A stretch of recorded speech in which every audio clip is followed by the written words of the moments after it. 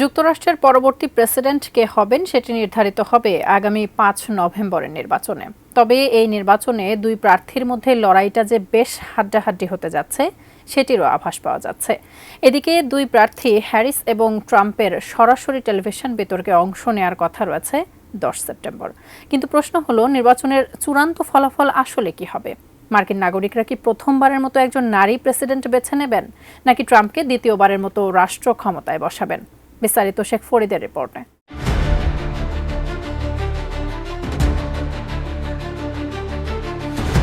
চলতি বছরে শুরুর দিকেও নির্বাচনী দৌড়ে বেশ পিছিয়ে ছিলেন রিপাবলিকান প্রেসিডেন্ট প্রার্থী ট্রাম্প। কিন্তু গত জুনে টেলিভিশন বিতর্কে প্রেসিডেন্ট বাইডেনের খেই হারানোর ঘটনায় বেশ সুবিধা পান তিনি। পরে বাইডেনকে সরিয়ে ডেমোক্রেটরা কমলা হ্যারিসকে প্রার্থী করলেও দৃশ্যপটে খুব একটা পরিবর্তন আসবে না বলে ইঙ্গিত দিয়েছিলেন বিশ্লেষকরা। কিন্তু ভিন্ন কথা বলছে নতুন একটি নির্বাচনী জরিপের ফলাফল। মার্কিন গণমাধ্যম এবিসি নিউজের জরিপে দেখা যাচ্ছে ট্রাম্পের চেয়ে জনসমর্থনে বেশ খানিকটা এগিয়ে রয়েছেন হ্যারিস। সম্প্রতি শিকাগোতে নিজ দলের সম্মেলনের পরে প্রায় ৪৭% ভোটারের সমর্থন পেয়েছেন কমলা। এদিকে রিপাবলিকান প্রার্থী ট্রাম্পের পক্ষে জনসমর্থন রয়েছে প্রায় ৪৪%। গত ২৩ আগস্ট আরেক রিপাবলিকান প্রার্থী রবার্ট এফ কেনেডি নির্বাচন থেকে সরে দাঁড়িয়ে সাবেক এই প্রেসিডেন্টকে সমর্থন দেওয়ার পরেও জনসমর্থনে খুব একটা পরিবর্তন লক্ষ্য করা যায়নি। অন্যদিকে নিউ ইয়র্ক টাইমস ও সিয়েনা কলেজ যৌথভাবে আরেকটি জরিপ চালিয়েছে, যার ফলাফল প্রকাশ করা হয়েছে গত ৮ সেপ্টেম্বর। সেখানে বলা হচ্ছে জনসমর্থনের দিকে বিবেচনায় এগিয়ে রয়েছেন ৭৮ বছর বয়সী ট্রাম্প। ওই জরিপে তিনি ৪৮ পয়েন্ট পেয়েছেন।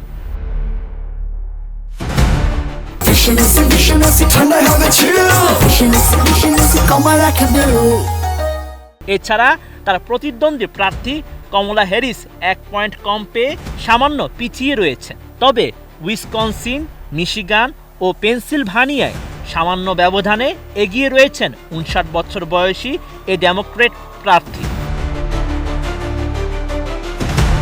আবার ট্রাম্প ও কমলা হ্যারিসের মধ্যে তুমুল লড়াইয়ের ইঙ্গিত পাওয়া যাচ্ছে সিবিএস ও ইউগভের একটি জরিপের ফলাফলে।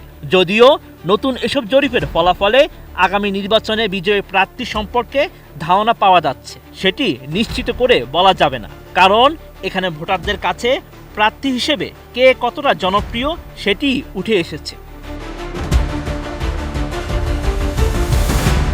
যুক্তরাষ্ট্রে বেশ কিছু অঙ্গরাজ্য রয়েছে যেখানে অধিকাংশ সময়ে একই দল জয়লাভ করে থাকে। তবে এমন অনেক অঙ্গরাজ্যও রয়েছে যেখানে হাড্ডাহাড্ডি লড়াইয়ের মাধ্যমে দুই প্রার্থীর যে কেউ বিজয়ী হতে পারে। মূলত ওইসব রাজ্যের ফলাফলই পরবর্তী প্রেসিডেন্ট নির্ধারণের ক্ষেত্রে পার্থক্য করবে। জরিপের ফলাফল বলছে উইসকনসিন, মিশিগান ও পেনসিলভানিয়ার মতো অঙ্গরাজ্যগুলোতে সামান্য ব্যবধানে এগিয়ে রয়েছেন কমলা। আর হাড্ডাহাড্ডি লড়াইয়ের আভাস পাওয়া যাচ্ছে নেভাদা, জর্জিয়া, নর্থ ক্যারোলাইনা এবং অ্যারিজোনিয়া। এসব অঙ্গরাজ্যে দুই প্রার্থীর জনসমর্থন প্রায় সমানে সমান বলে জানা যাচ্ছে।